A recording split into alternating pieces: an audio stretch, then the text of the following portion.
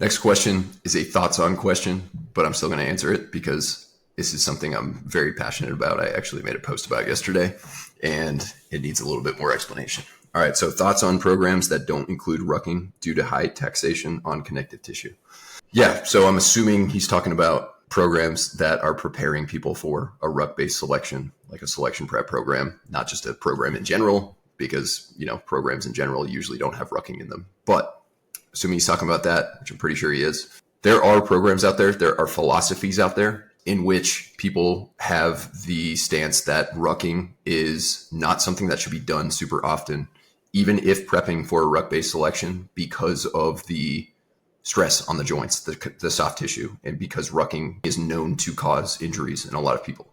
My stance is, if you're preparing for a selection where almost every single pass-fail event occurs with a ruck on, you should absolutely ruck more. Any form of training, whether it's lifting weights, running, or rucking, is always going to cause some sort of stress to the joints, the nervous system, the musculature, the bones, psychological stress. There's going to be a stress component. That is the nature of training. Additionally, when done appropriately, when approached in a reasonable manner, the stress that you're subjecting yourself to with these training sessions is recovered from and adapted to. And therefore, in the future, you're able to handle this stress and even more stress over time. So whether that's running, whether that's going and squatting, you're going to subject your lower body joints to stress, your soft tissue, your connective tissue. And when done in a sound, appropriate, progressive manner, that stress is a good thing to expose yourself to, because you're going to recover from it, you're going to adapt to it, and you're going to be better able to handle it. So if you're going to a ruck-based selection, you're going to have a ruck on almost all the time, and you spend very little time in your prep wearing a ruck because you are worried about all the stress that it was going to cause. Well, guess what? When you go to that selection, you're going to get handed a big pile of stress from rucking. And if you haven't adapted to that over time, regardless, even if your train up was ruck heavy, you're still going to be put in a situation where your stress is going to outweigh your recovery and your adaptation at selection. That's just the nature of it. It's built to break you down. But you're going to have a higher ceiling from which to fall if you have already subjected yourself to that stress in your train up, as opposed to rucked very minimally, done plenty of running, done plenty of lifting, done a little bit of rucking, but then you go and do 3 weeks straight of rucking, and it's going to be a big time shock to you. So if your goal is just to get by and just pass, just maybe finish middle of the pack, maybe a little slower, maybe a little faster. For most people, there are people who don't need to ruck much, who are just freak athletes that can pass a ruck-based selection even with minimal rucking. But for most people, this is not the case. But if your goal is just to get by and, do all right, and maybe blade run, maybe be a little anxious the entire time about your overall performance, if it was good enough or not, then I would say you could probably test the waters by following a program that has minimal rucking in it. If your goal is to go and smash it to the best of your ability, everything, all the gates, all the runs, all the rucks, the PT test, land nav, team week, everything, most of those things occur with a ruck on, by the way. But if that's your goal, then you definitely should ruck in your prep.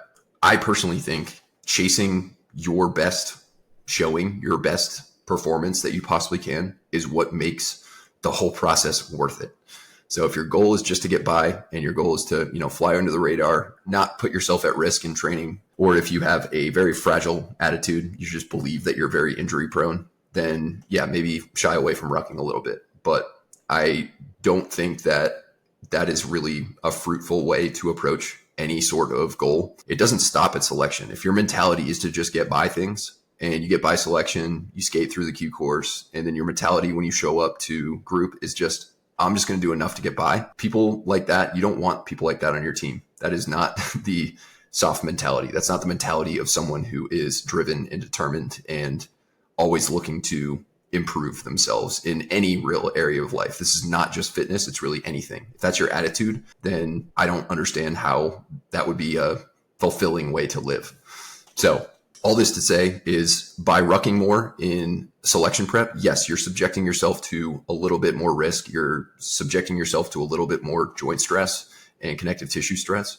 But when done properly, when programmed properly, and when the volume and intensity and the load is increased in a reasonable manner, anything can be adapted to. Anything. Any sort of training can be. There are people who ruck every single day, and guess what? They're okay. The reason rucking usually gets blamed for injuries is because most people don't approach rucking properly. They either start ruck running too soon. They don't build a running base before they start rucking. They don't do a lot of ruck walking before they start ruck running. They don't spend enough time building a base of strength in the gym, or they start with too high a volume. They start with too much load. They start with too much intensity, or they just don't ruck ever and they go and launch themselves into a 12 miler. Like conventional units might do a quarterly 12 miler, and guys won't train for it, and they'll show up and go all out in a 12 miler and finish maybe just under 3 hours, and then they'll be messed up for 4 weeks or longer, or they just have injuries that never go away because they don't prepare for things, and they show up unprepared for that stress because they haven't adapted to it, and they end up with injuries and they end up getting disability. So blaming rucking itself is incredibly short-sighted. And usually people who do this, they just heard from someone somewhere, sometime, that rucking was bad. So they go with it. Or they see a study where people are subjected to rucking, or it's an observational study that they follow units around or whatever, and they assess the injury rates. But what they're not assessing is the lack of preparation that went into these rucks, the lack of exposure to that stress that they never adapted to, so that when they are made to ruck, they're forced march without any preparation. Yeah, of course they're going to hurt themselves. I've looked several times long and hard through the entire annals of the internet for a study that shows that properly programmed and properly executed rucking with reasonable increases in volume, intensity, load over time, sufficient recovery, all things that you should be doing anyway during your selection prep with all of your training, not just your rucking. I've never seen a study that shows even when you do that, you're still going to hurt yourself rucking. Rucking is a higher risk exercise than certain other exercises, but it also can be adapted to. It can be done right. It can be done without injury. And if you want to show up to a fucking ruck-based selection and crush it, you probably should ruck. That is what I'm going to leave it at. As you can tell, this gets me very riled up, but that is the end of my rant on that one. Hopefully that makes sense. I highly suggest rucking at least once a week, preferably 2, maybe for some people, if going to certain selections, maybe 3 times a week, and you will be a lot better off, and you'll be okay if you do it properly and if you do it in a well-programmed, well-structured manner.